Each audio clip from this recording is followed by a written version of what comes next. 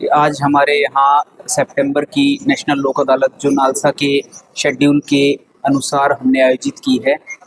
Ambala district में हमने कुल 7 बेंचेस का कॉन्स्टिट्यूशन किया है, जिसमें से 2 बेंचेस हमारे एडीजे कोर्ट से हैं और एक बेंच हमारी सब डिविजनल कोर्ट पे है।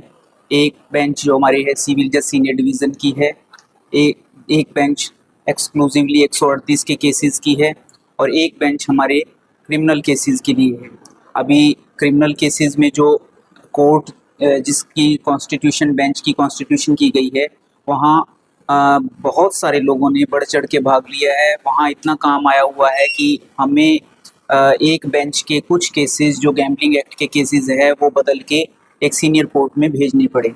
इसके अलावा जो अभी तक का हमारा डिस्पोजल है वो 18,000 से ज़्यादा केसेस हम निपटा चुके हैं, क्योंकि पिछली लोक अदालत से लेके आज तक की लोक अदालत के बीच में जितने भी केसेस हमारे यहाँ सेटलमेंट होते हैं वो हम प्री लोक अदालत बेंचेस कॉन्स्टिट्यूट करते हैं और उनमें जितने डिस्पोजल होते हैं वो लोक अदालत के डिस्पोजल में ही काउंट होते हैं। हमारे यहाँ एमएससीटी केसेस भी डिसाइड हुए हैं।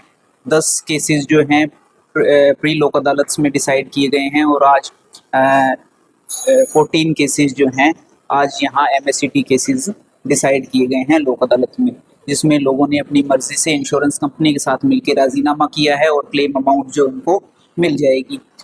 मोर देन 2 करोड़ रुपीस जो हैं एमएससीटी के क्लेम में उनको अवार्ड किए गए हैं।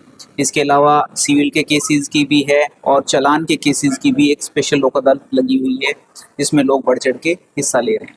तो यही लोगों से अपील रहेगी कि जितने भी इनके केसेस जो हैं कंपाउंडेबल केसेस और सिविल के केसेस हैं उनका निपटारा लोक अदालत के माध्यम से करवा सकते हैं, ताकि उनकी समय और धन दोनों की बचत हो सके और आगे अपील के झंझटों से वो छुटकारा पा सकें।